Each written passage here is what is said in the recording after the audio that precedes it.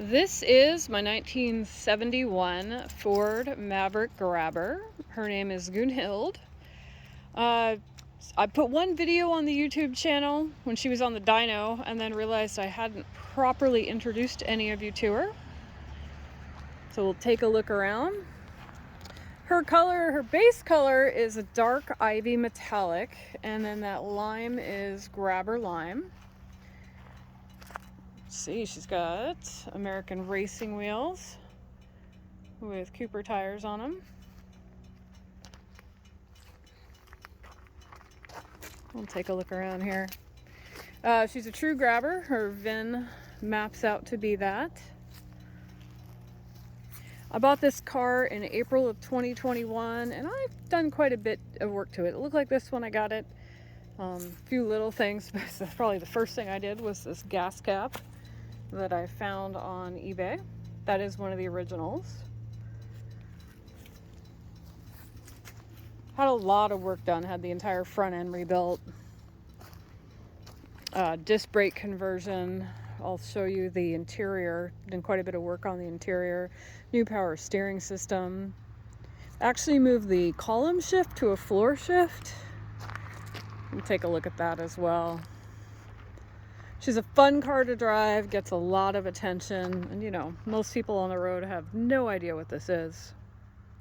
I live in Washington State and found this car in Oklahoma, and I have not seen another one in any of the shows I go to or anywhere in my area.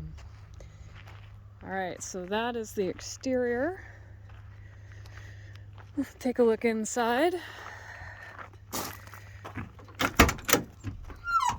One of the first things I replaced was the steering wheel. She came with that 1971 stock, rather hideous looking wheel. Seats, this happened this last year, this summer. These are from TMI. They look gray in the sun. They are black. They're black vinyl with a lime trim. These turned out really great. These are like a low back sport seat, and the ones I had in here when I got the car were really not so attractive high back bucket. I think they were out of a Ford Econoline van and had been recently rather loosely covered. So these were a huge improvement. Now the VIN and the Marty report map out that this actually originally had bench seats. I'm really liking the buckets though. Back seat, I haven't done anything, kept that stock. Really no need to change that.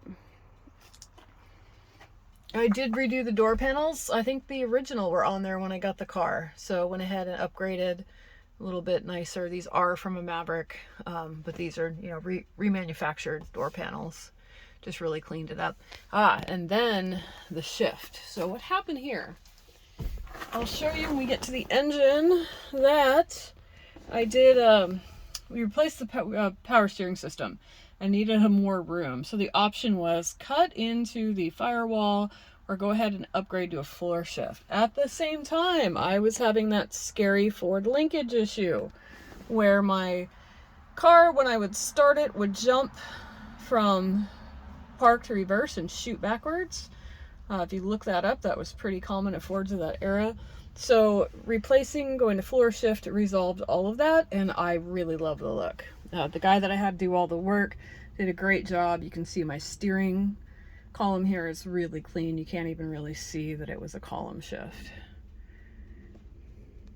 We've got our instrument panels there, all stock.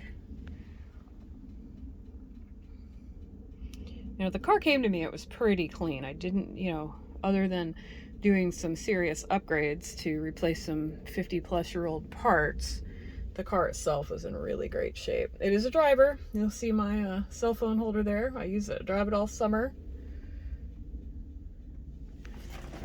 All right, so that's interior. And we'll go ahead, take a little pause, and for our next video, we'll take a look at the engine.